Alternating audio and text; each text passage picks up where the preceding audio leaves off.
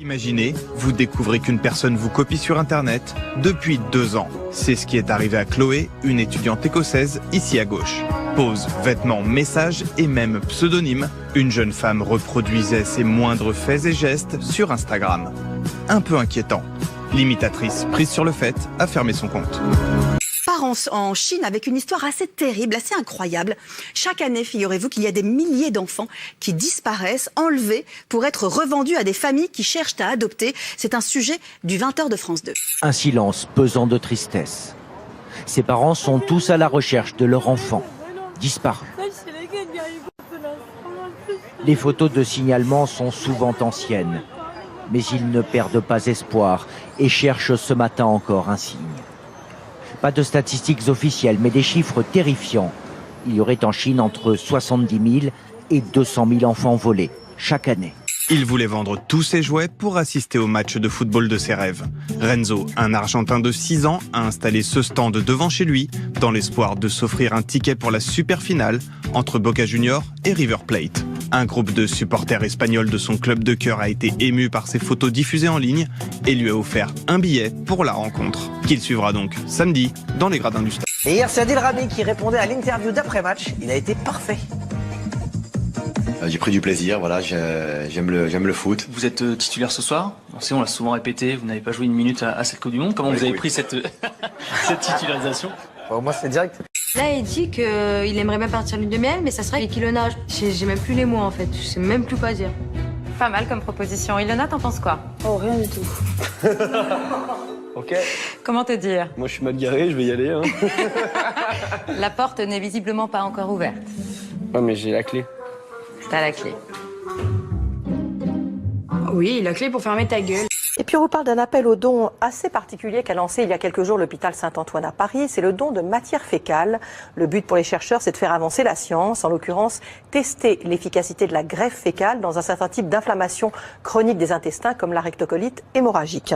Alors, je vous demandais en début d'émission ce que sont les latrina papyrophiles. Là encore, pas facile, quoique moi j'avais trouvé. Il s'agit de collectionneurs, de sortes de parchemins roulés de couleur blanc ou rose ou bleu que l'on trouve en général dans les toilettes. La greffe fécale, c'est la transplantation sur 30 minutes d'environ 10 seringues d'excréments frais dilués dans du sérum physiologique directement dans les intestins du receveur, soit par une sonde nasale, soit par une sonde rectale. Avec cet apport de matière fraîche, si on peut dire, c'est l'ensemble du microbiote fécal qui est réensemencé, c'est-à-dire une toute nouvelle flore intestinale, en espérant que le malade et surtout la maladie liée à ce déséquilibre disparaissent plus ou moins. Tu me dégoûtes. Tu me dégoûtes. Tu me dégoûtes. Tu me dégoûtes. Non mais t'es ça. J'annonce la couleur direct. Dernière petite précision, ça peut vous intéresser, ce don est rémunéré 50 €. Moralité, ça sent pas la rose, mais ça peut rapporter gros. Du coup, je nous ai préparé un petit cocktail de bienvenue. Ah bah voilà. Franchement, tu prends du plaisir là avec le gaz. Écoutez, hein, sourire. il faut bien en trouver là où on peut. Hein. Ce sourire là, B. Hein? Bah, elle est bien. Elle plane. J'ai trop faim. Indochine, c'est vraiment un groupe à succès, avec des fans très passionnés. Jusqu'où est-ce qu'ils peuvent aller, ces fans d'Indochine? Très loin. C'est vraiment la communauté de fans la plus passionnée, je pense, de tous les groupes français. Un exemple, quand ils ont fêté les 10 ans de l'album Paradise, c'était au Zénith, il y a des gens qui sont venus de toute la France et qui sont restés jusqu'à 5 nuits dans une petite tente pour faire la queue. À l'extérieur pour avoir les billets. Ouais. Ah oui. C'est un homme, toute sa vie, adolescent, il a une maladie qui empêche de muer et on l'appelait Little Jimmy Scott et les filles étaient tellement dingues qu'à lui jeter la culotte quand il chantait. Parce Vous avez jamais jeté une culotte à un Mais non, je comprends pas le but. Non, je l'ai jeté dans la machine à laver. C'est comme une carte d'amour, genre. Une carte de visite. C'est une carte de visite, en fait. C'est la carte de visite. Ouais, moi, j'aurais l'impression que j'envoie une tente ketchup. Il y a aussi des fans un peu plus extrêmes, notamment il y en a un Canadien, c'était Nicolas qui en avait parlé, qui lui avait écrit une lettre. Vous l'appelez Nicolas, vous? Bah oui, tant Nico, qu'à faire. ouais, d'accord, Nico, ok, très bien. Sans S. Eh ben, cette lettre était écrite avec du sang et du sperme. Le clitoris se décline sous tout un tas d'objets. Il se porte d'ailleurs fièrement à la boutonnière. On peut en voir peut-être à l'écran. Vous voyez, là, c'est un badge. Il y a tout un tas aussi d'autocollants, de pins. Il y a plein d'objets à l'effigie du clitoris. On peut trouver sur Internet des bougies, des broderies, et je vous en passe. Vos boucles d'oreilles, c'est ça? Et bien sûr, il y a des petites boucles d'oreilles. Voilà, je vous fais une démo spéciale. Je sais pas si vous voyez. Vous êtes équipé pour les soirées avec t-shirt et les boucles d'oreilles, Voilà, c'est nickel. Cerise sur le gâteau, on n'a même pas besoin d'être deux pour ressentir les bienfaits du sexe. Car la masturbation aussi, c'est bon pour la santé. Chez les hommes, 21 éjaculations par mois diminueraient d'un tiers le risque de cancer de la prostate. Cela permet d'évacuer les toxines et les microbes qui peuvent s'y accumuler. Mon préféré, ce ne sont pas les boucles d'oreilles. Mon préféré, je vais vous montrer ce que c'est. Attention, Tadam. Alors ça, c'est un cookie cutter. Autrement dit, un emporte-pièce en forme de clitoris. Voilà, vous pouvez faire l'effet pour les déjeuners du dimanche avec la famille, oui, c'est bien. Pour Noël, il y a des petits sablés ou des petits pains d'épices en forme de clitoris. Par une sangsue, j'en avais une sur la Yoku. Et c'est terrible parce qu'on ne peut pas l'arracher. Je sais pas si vous l'avez déjà fait, parce que si vous l'arrachez, la tête reste sur la Yoku. Donc on est obligé de prendre une cigarette et lui mettre la cigarette sur, c'est pas très, voilà, mais on n'a pas le choix, sur le corps pour que elle ouvre et lâche la Yoku. Non. Et je peux dire, la Yoku, elle était violette pendant au moins 3 jours.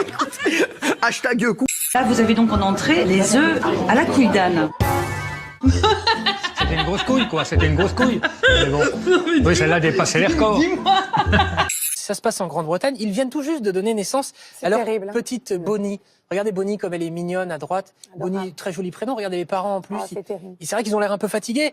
On se dit pourquoi? Normal.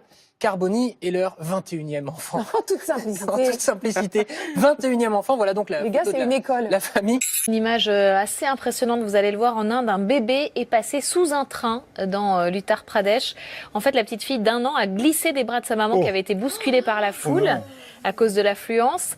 Elle est tombée sur les rails, vous voyez, au moment où le train arrivait. 4 wagons sont passés quand même avant qu'on ne puisse la récupérer.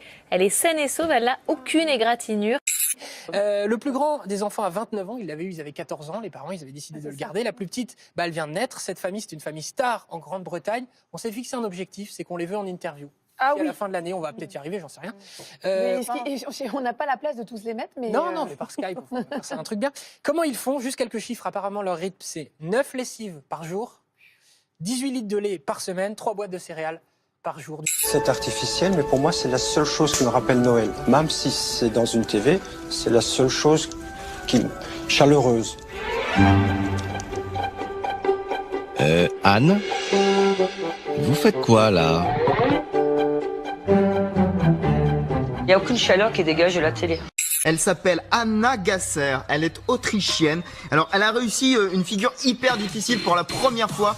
Elle a fait un triple cork, c'est une triple rotation, vous voyez. On le met au ralenti, voilà. Et ça, aucune snowboardeuse dans l'histoire n'avait réussi à faire ça. Elle l'a mis sur Instagram, c'était à l'entraînement en Autriche. Ça me donne envie d'aller aussi. Et l'atterrissage est magnifique. Oui. Cet accident spectaculaire en Formule 3 au Grand Prix de Macao. Regardez, ça va très vite. L'Allemande Sophia Flörsch, lancée à pleine vitesse, rate un virage serré. Elle heurte un concurrent et décolle pour finir sa course dans une cabine de photographe. La jeune fille de 17 ans a été hospitalisée, tout comme l'autre pilote, 2 photographes et un commissaire de course. Aucun pronostic vital n'est engagé. Je me trouve actuellement du côté de l'avenue de la Grande Armée et sur cette avenue il y a eu quelques points de crispation et de tension notamment entre certains gilets jaunes et des forces de l'ordre puisque à de nombreuses reprises Raphaël Maillauchon, on va vous reprendre dans quelques instants. Alors ce mouvement est-il toujours populaire? Eh bien la réponse est oui. D'après un sondage IFOP fiducial, vous êtes 66% à soutenir les Gilets jaunes. Un chiffre relativement stable depuis le début du mois. La preuve en images avec ces religieuses qui dansent, vous allez le voir au milieu de la rue, avec des manifestants en Avignon. Elles sont là ou elles sont pas là, les sœurs? Morning Glory est aujourd'hui sponsorisé par un crossing. Vous savez, quand une marque s'associe avec une autre marque pour faire un produit un peu exclusif, bah là, c'est un crossing entre les Gilets jaunes et le Jour du Seigneur. Il y a la messe maintenant. Laissez passer les gens qui veulent célébrer le Parce qu'on en a parlé, ils sont motivés, on recule. Ils sont en cul, les bons dieux. Dans le Haut-Rhin, rond-point du Caligone, nous sommes au nord de Mulhouse, des gilets jaunes bloquaient le rond-point, se présentent des automobilistes qui veulent les soutenir, qui leur disent on vous a ramené des vivres et notamment de la soupe. Les gilets jaunes avalent la soupe qui s'est révélée remplie de laxatifs qui selon les dernières nouvelles d'Alsace ont perturbé le blocage du rond-point pendant quelques heures. Le blocage a été levé quelques heures. Le trafic a été fluidifié dans les minutes suivantes. Je vous rappelle au règlement. Monsieur Lassalle, veuillez immédiatement retirer ce gilet. Parfait, monsieur Lassalle. Ce rappel au règlement sera évidemment inscrit au procès-verbal et vous en subirez les conséquences. Retirez, s'il vous plaît, ce gilet. Monsieur Lassalle.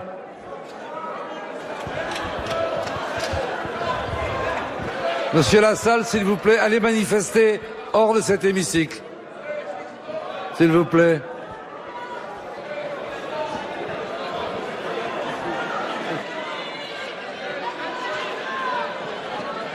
La séance est suspendue.